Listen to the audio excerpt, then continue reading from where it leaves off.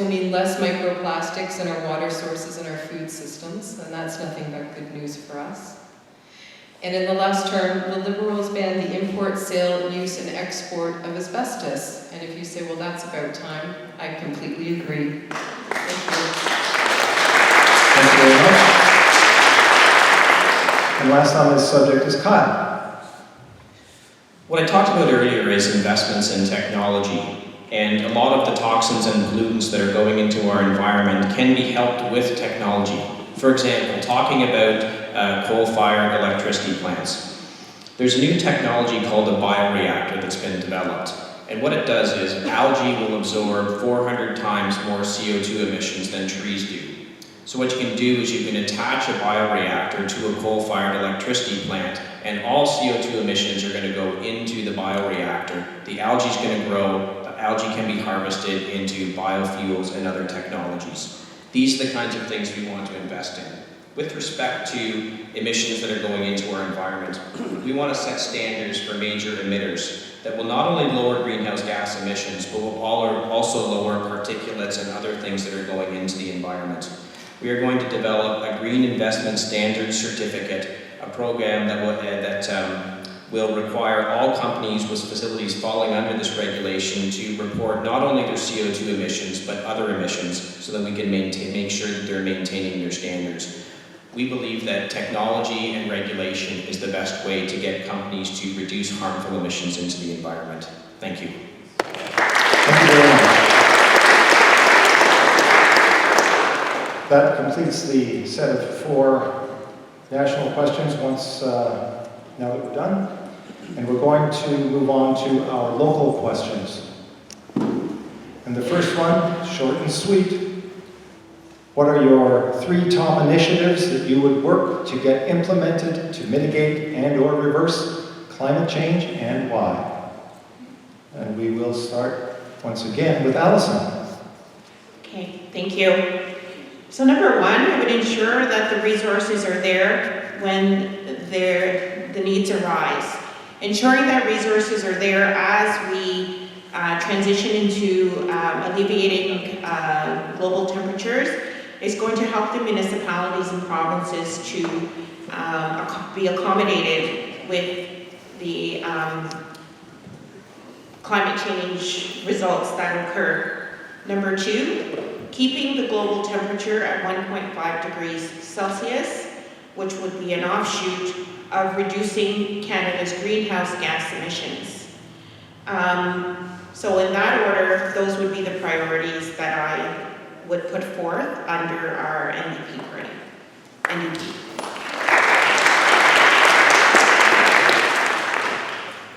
Thank you very much, Allison. We'll continue with Chad. Number 1, I'd like to see initiatives for cleaner living, again with rebates, allowing people to upgrade their homes to a higher R rating.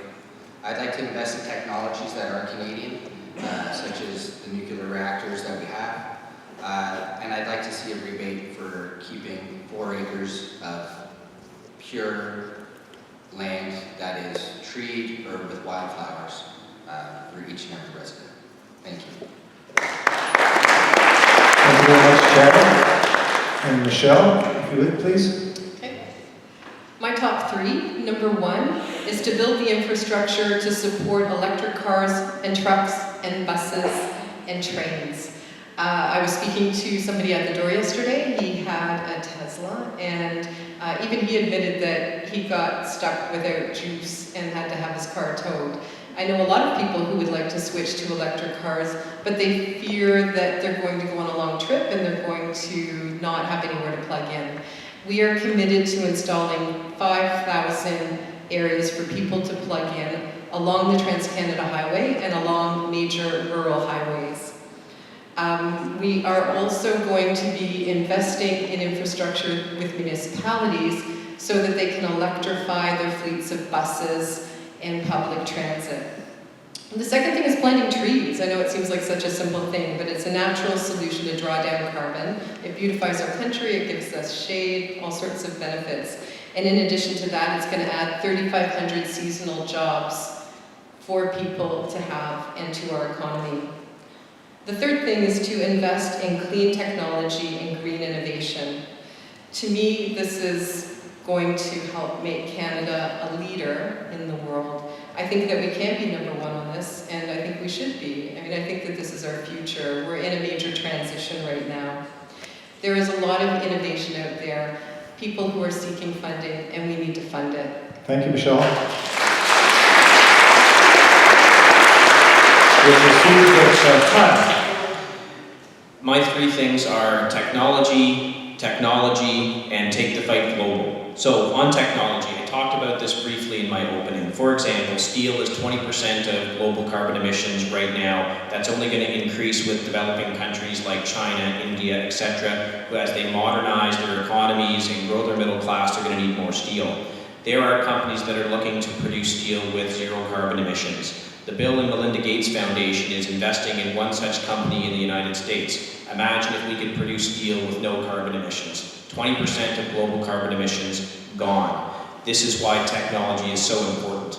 There's a company right now as well that's developing cement. Cement production is 8% of global greenhouse gas emissions. They think they can reduce 80% of that with the technology they're developing. That's why I'm so passionate about the green patent credit that will allow companies to lower their income tax on the patented technologies they develop in Canada to 5%. It is an incredible incentive. And finally, if we're going to solve this problem, it has to be taken globally. If we reduce our greenhouse gas emissions to the Paris Accords, it will not solve the problem unless countries like India, China, Russia, Brazil get on side, because they are massively increasing their carbon emissions exponentially every year, and we have to get them on side. That's the way we're going to solve it. Thank you so much, Bob. And we will proceed now with Stefan. Have you heard of the Sinatra test? Obviously not. But you know the song by Frank Sinatra in New York? New York, New York, don't let me sing, the room will be empty. The song goes, if you can make it there, you can make it anywhere. I have the reverse Sinatra test for people on the table here. Only if we can stop pipeline, fracking, and subsidies to the oil sector.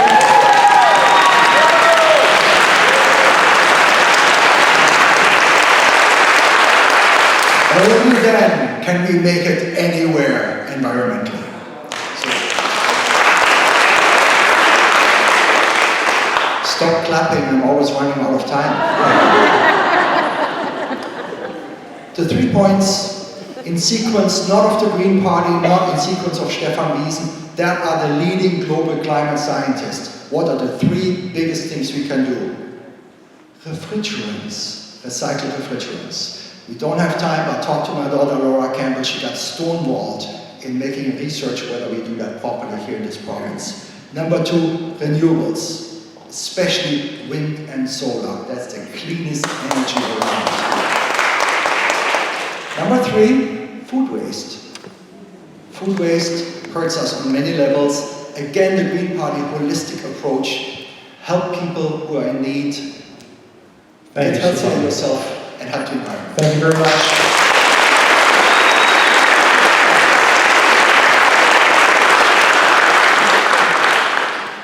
We have another local question before we get to our attendees. The scientific and medical community have been predicting dangerous side effects for the environment and for human health with the installation of the new 5G network of wireless technology in Canada. Our federal government issued a statement in 2014 saying that the research on this issue had been reviewed and they saw no reason to revise Canadian safety standards, in spite of the fact that they admitted that some of the studies on wireless radiation exposure showed biological harm.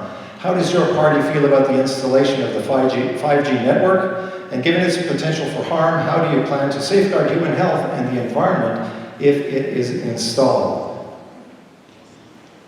For the People's Party of Canada, go to Chad. So if you've been watching the debates, every single one of us up here has promised high-speed internet. I'm going to be honest, I haven't seen the studies on 5Gs. So I'm not going to stand up here and pretend I know something that I don't. have to do a little bit more research on it. It's something that I promised my constituents. So I need to do a little bit more research so I can answer that question honestly. Thank you.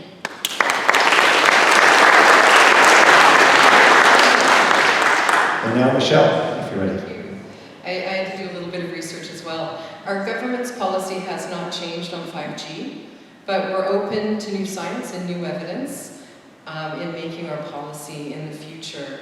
However, I did read a New York Times article today. Sorry, I just got the questions just a couple of hours before I came for the local ones.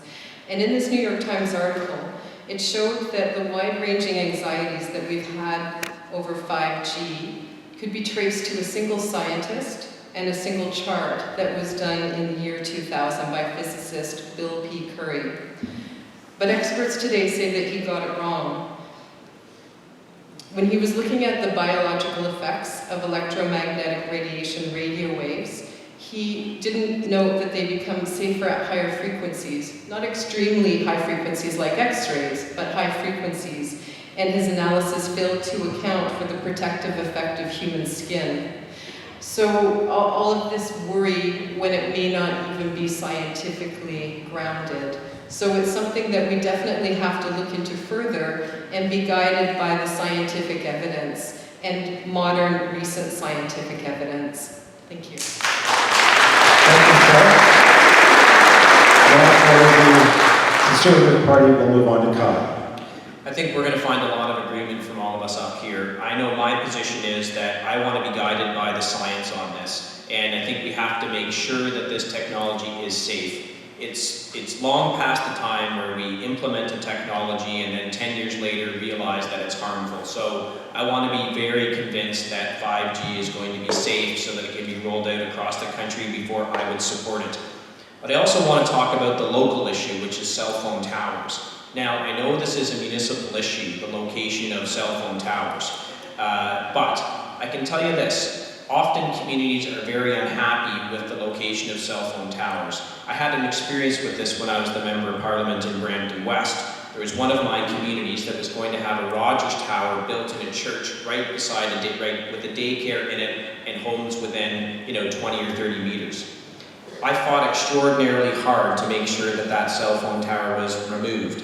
I also fought hard within my party to make sure that we require cell phone providers to co-locate so they don't have cell phone towers everywhere. And they should be required to co-locate their towers together so they're not eyesores and they're not located all over the place. Thank you. Thank you very much, Kyle, and we will move on to Stefan, the Green Party. Yeah, well, I probably can make it under time. Can I bunker this for later? Again, but we politicize the issue as well. I mean, with Meng Wanzhou, the executive of Huawei, being in custody here in Canada, we all mix things up. We say these are the bad Chinese, there's an issue with technology, so it's again a politicized issue. But I do agree with everybody on the table that science has to give us the final answer that's in line with Green Party thinking, that the scientists say what's good, what's bad, and then have a parliamentary committee to make a final decision. Thank you very much. And we will continue now with Allison, New Democratic Party. So, in line with everybody else, our position is that we understand some Canadians are concerned by new technologies like 5G. We believe in evidence-based policy, and we'll always act to keep people safe through appropriate regulation and legislation. Thank you very much. Now I know that our runners have been very busy. I see them going back and forth because it is time for our audience questions. When we start, the candidates will have 1.5 minutes to answer the question. And when we start, we'll be starting with Michelle.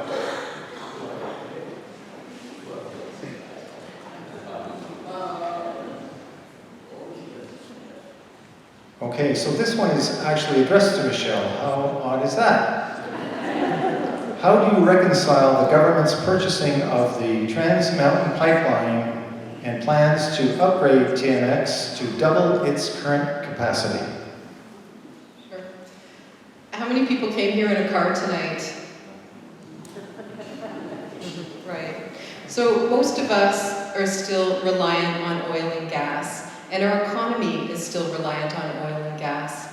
That doesn't mean that we can't transition. It doesn't mean that we can't transition quickly, but we do need to put in the infrastructure so that we can do that. The Trans Mountain Pipeline went through an environmental assessment that showed that it was going to be safer and more efficient and less polluting than using a system of rail and trucks.